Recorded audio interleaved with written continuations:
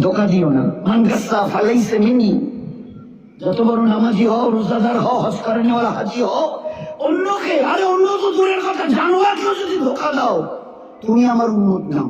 মান গাসসা, গাসসা মানে ধোকা, ফালাইসা মিন্নি, তুমি আমার উম্মত নাও। অন্যকে হতে পারো, আমার উম্মত হবে, মুসলমান হবে, আর অন্যকে ধোকা দেবে। এক লোক হজের সফরে যাচ্ছে, তিনিও বড় আল্লাহওয়ালা।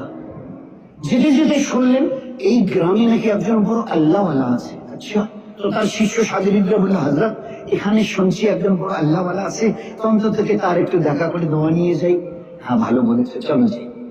এইবারে যখন ঠিকানা নিয়ে তার বাড়ির সামনে গেছে, তো দেখে যে উনি একটা ডালিকে, ডালি, এই যে আমরা ডালি বলি না, ধান চাল যে রাখি, একটা ডালিকে এইভাবে কাত করে ধরে নিয়ে যাচ্ছে। তার পিছনে পিছনে একটা ঘোড়া চলে আসছে।